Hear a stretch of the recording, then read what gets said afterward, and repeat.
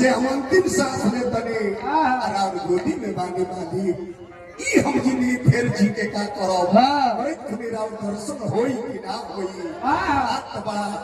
अवसर मिलल बा के राव गोदी में हम अपन प्राण के त्याग करता है ताक पुष्टि पकता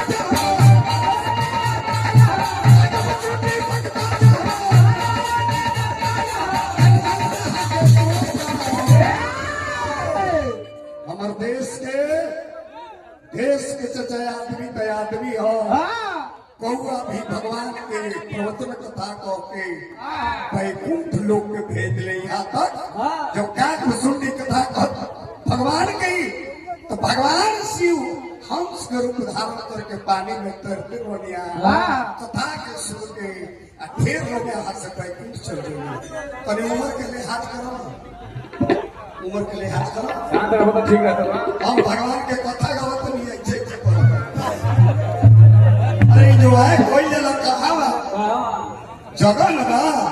ई जो है अब केकरो बेटा के बात निकल कर नाची कूदी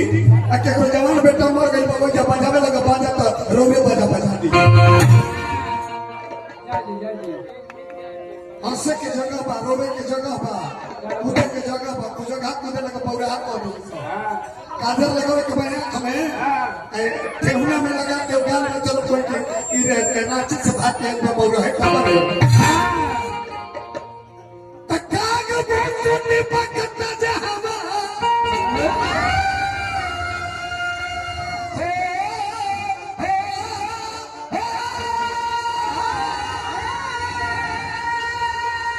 काग बोलनी पकता जहावा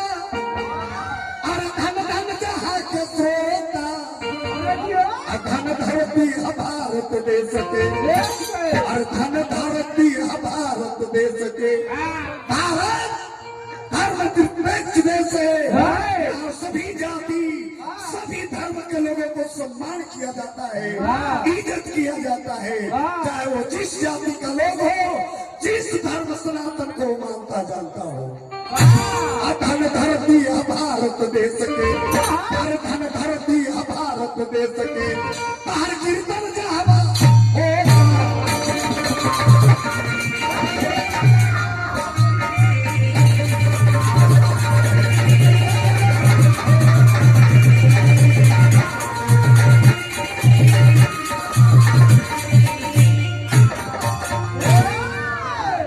चलिए 5 मिनट कथा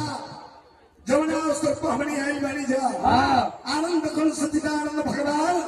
16 कला विभूषित भगवान श्री कृष्ण गोवर्धन धारी बनवारी के 5 मिनट कथा मनीष स्वामी को हो एक बार में लेकर लाइक तो नहीं जो है पर खातिर कुछ लैदारी नया पुराना हो कहा बबुआ अरे कहानी